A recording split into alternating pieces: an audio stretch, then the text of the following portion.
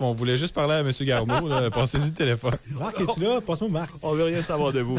Hey, on a un autre Marc avec nous comme invité dans le retour aujourd'hui. On va changer de sujet. On va parler de cette situation qui est pas nécessairement évidente pour les accidentés, les travailleurs et travailleuses accidentés de l'Abitibi-Témiscamingue. On le sait, du côté d'Amos, au niveau des soins, là, on a pris quand même des mesures drastiques. Jean-Marc, si tu peux nous remettre dans le contexte, là, qu'est-ce qu'on avait fait? C'est pas du côté d'Amos, là? Ben, ce qu'on fait, en fait, on a décidé de juste prendre les cas urgents. Donc, tout ce qui est autre, là, on parle de travailleurs accidentés notamment, pour l'instant, on les traite pas. Alors, donc, c'est un moyen de pression qu'on a fait finalement. C'est drôle parce que le moyen de pression qu'on fait, c'est parce qu'on veut en faire plus. On dit qu'on n'est pas capable d'en faire suffisamment et comme moyen de pression, on n'en fait plus. Et quand on dit cas urgent, ben c'est quelqu'un qui s'amène avec, qui vient d'avoir un accident d'auto, mettons. Quand ça presse, là. Ouais, ou bien tu as mal au ventre puis t'en peux plus. Mais sinon, tu t'en retournes chez vous, il n'y a pas moyen de rencontrer un spécialiste. Ben là, tu as mal au ventre, on parle de prothèse, là.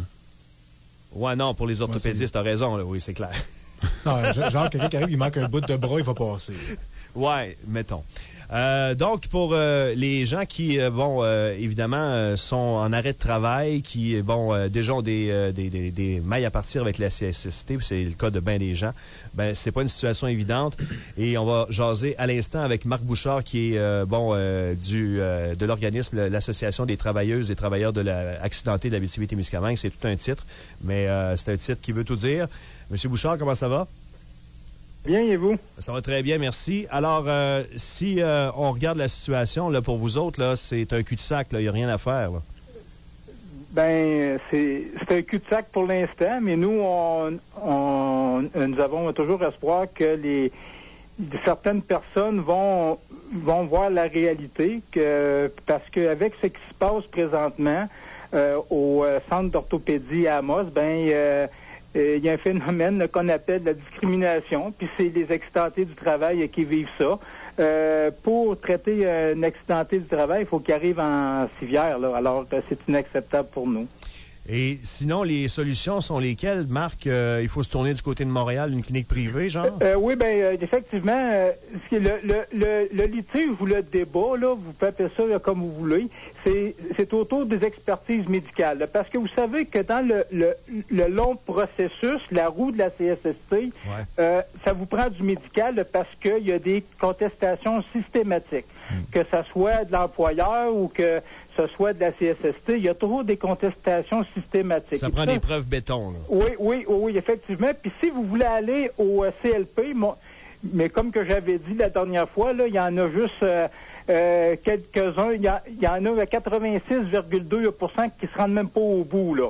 OK? Alors, pour justement des raisons comme le fait que ici en région, il y a personne qui veut faire des expertises médicales, c'est-à-dire de bien évaluer, de donner le pourcentage d'atteinte permanente, les limitations fonctionnelles, parce que ça en prend là, des critères là, pour retourner travailler, mais c'est sûr que la CSST, avec la complicité des médecins spécialistes, puis certains omnipraticiens, eux autres, ils tournent les coins ronds, et puis ça donne que présentement, les accidentés du travail, nos membres sont en colère.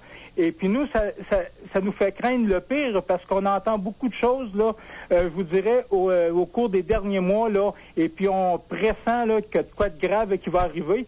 Alors, c'est pour ça, nous, qu'on décide d'allumer les lanternes de tout le monde puis de leur dire, écoutez, là, ça n'a pas d'allure, ces gens-là vivent en Abitibi, et puis ils doivent aller se faire soigner à Montréal ou bien à Québec.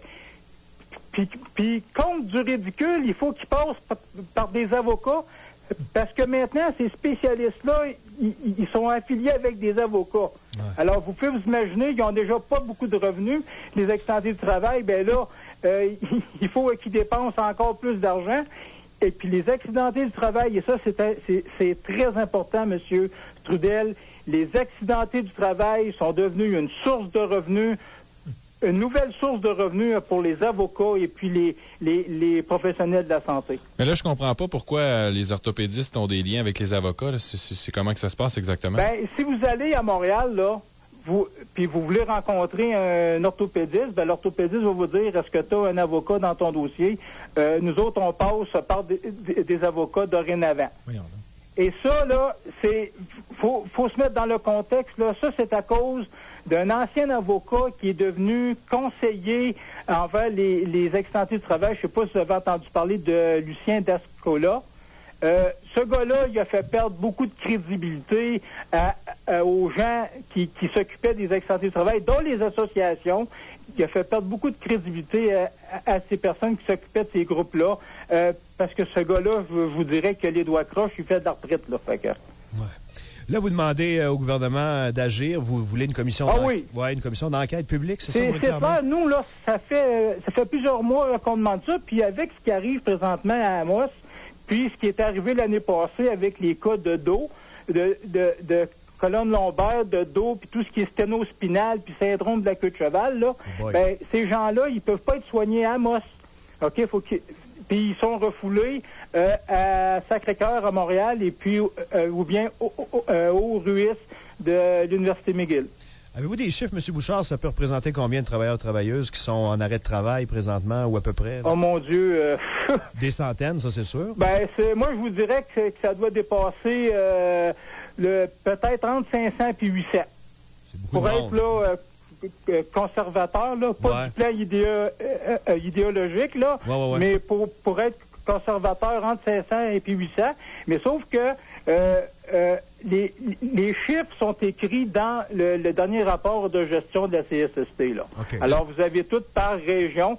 Et si vous regardez ça, lorsqu'on disait que l'Abitibi, c'était la pire région du Québec, ben c'est encore prouvé dans le rapport de gestion 2009 de la CSST. Est-ce que vous avez l'impression que, bon, vous écopez un peu de ceux qui auraient, je sais pas moi, abusé du système, qui auraient justement tenté d'obtenir de l'argent alors qu'il n'y en avait pas, et maintenant, à cause de ça, on fait des enquêtes pas possibles pour réussir à prouver que cette personne-là n'est pas nécessairement capable de travailler? Ben, c'est une très bonne question, M. Belzile, puis elle est très pertinente, puis je l'attendais avec plaisir, votre question.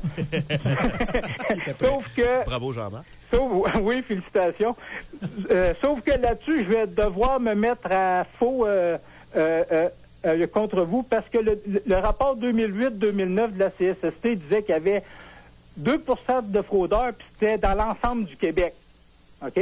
Ça veut dire qu'il y a 98 % des accidentés du travail qui sont honnêtes. OK? Ça, là-dessus, qu'il y ait n'importe qui sorte d'autres chiffres, là, c'est prouvé par la CSST, c'est prouvé par le ministère du Travail, c'est prouvé par toutes les grosses associations d'accidentés de travail comme l'UTAM, c'est prouvé par tous ces gens-là, c'est documenté légalement. C'est comme partout ailleurs, comme le bien-être social, il y en a toujours une infime partie qui en profite. Oui, mais laissez-moi vous expliquer comment que ces fraudeurs-là sont créés, OK? Parce qu'ils sont créés par la CSST.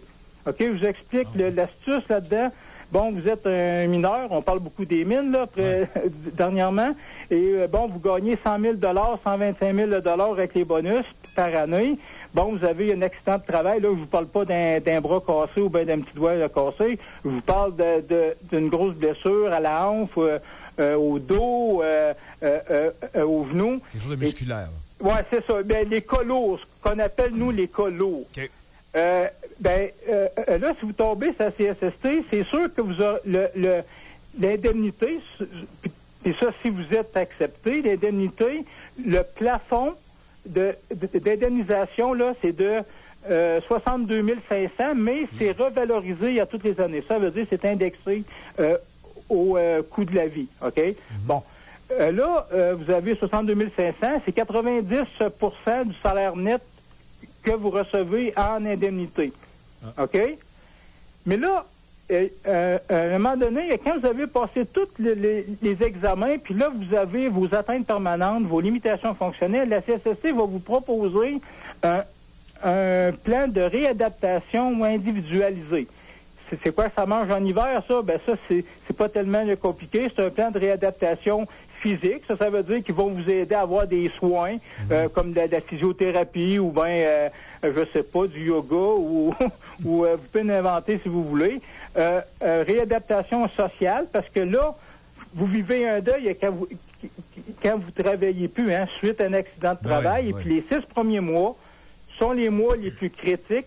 Pourquoi? Parce que quand vous n'êtes pas soigné, quand vous n'êtes pas traité, si vous n'avez pas l'opération auquel vous avez droit, Ben là, c'est là que commence ce qu'on appelle, nous, les dommages collatéraux. Dépression, problème de drogue, violence conjugale, et là, je pourrais vous en mettre. Alors, vous passez de 125 000, 62 500 à 90 de votre salaire, vous allez en réadaptation, puis là, après ça, la CSST vous dit, ben là, on va te trouver un emploi convenable. OK, c'est quoi ça, un emploi convenable? Ben, c'est un emploi qui est que fait un travailleur qui est apte à travailler, bon, puis qui va protéger son intégrité physique et psychique et surtout la santé au travail. Bon, une fois que l'emploi convenable est choisi par la CSST, ben là, c'est toujours des jobs comme chauffeur d'autobus, puis je dis pas que c'est pas des bons jobs, c'est pour ça que je vous dis. Mais pas nécessairement ce que les gars voulaient. Là. Ouais, c'est ça. On respecte pas le domaine. Chauffeur d'autobus, gardien de prison, pompiste, puis ça, la passe au salaire minimum. OK? Alors là, la personne ne travaille pas, puis là, elle sait qu'elle a un bateau à payer, une maison, un 4x4, un 4 roues, puis tout le stock pour aller à la chasse. Oui, une dégringolade sociale. Oui, c'est en plein ça. Mais là, la personne se retrouve avec sa femme, 2 enfants, puis un enfant qui s'en va à l'université, et puis là, vous tombez salaire minimum. Fait que là... vous dites à la CSST, ouais, mais comment je vais faire pour vivre avec ça, salaire minimum? Alors là, c'est là que la CSST arrive avec sa masse, puis il dit, ben, si t'en veux plus, va chercher le reste. OK? Si vous avez une job, si vous êtes à temps plein, on vous sort du système. OK. OK, à temps plein, vous sortez du système, et là, il faut vous souvenir, vous êtes au salaire minimum. Puis la CSST vous a dit, si t'en veux plus, va chercher le reste. Ça veut dire... va faire des jobs en dessous de la table, n'importe quoi. C'est comme ça que la CSST crée des fraudeurs. Ben on encourage le travail au noir. Oui, carrément, oui. On a eu toutes sortes d'histoires d'horreur, hein, parce que, bon, à un moment donné, on avait fait un blog même sur notre site Internet, et les gens s'étaient vidé le cœur, puis je peux vous dire des histoires, des combats contre la CSST. On a des histoires qui duraient 3, 4, 5 ans, des histoires interminables de 7 ans, 8 ans, des gens qui lâchent prise, qui perdent espoir que ça va se régler un jour. Il y en a des tonnes, hein? Oui. Et c'est pas évident ce que les gens vivent, les travailleurs et travailleuses qui sont accidentés. Non, c'est pas évident, puis vous avez raison de dire ce qu'ils vivent, c'est pas évident. C'est tellement pas évident qu'il y en a qui sont tellement découragés qu'ils s'enlèvent la vie, malheureusement. M. Bouchard, on va vous souhaiter bonne chance dans votre combat parce que, bon, en tant que président de l'association, c'est ça, président? Non, c'est coordonnateur. Coordonnateur. Bon, vous avez donc à dealer avec des cas, excusez-moi le terme, là, mais assez fréquemment et justement à vous battre pour ces cas-là, j'imagine? Oui, mais il y a une chance qu'on est bien appuyé par nos membres parce que là, présentement, on est rendu avec 120 membres. Et puis ça, c'est 120 membres depuis le mois de janvier de cette année. Good, ça va bien. Bon, ben, lâchez pas le combat, M. Bouchard. Ben, vous êtes bien aimable. Merci beaucoup. Au revoir. Merci. Alors, Marc Bouchard, il a dit, coordonnateur, ça va? Oui? Oui. Coordonnateur de l'Association des travailleuses et travailleurs accidentés de l'Abitibi-Témiscamingue, en espérant que celui qui s'est fait mal à l'autre bout de la 117 ne sera pas un travailleur accidenté de plus. 4h05, on s'arrête et on va vous revenir avec la suite du retour de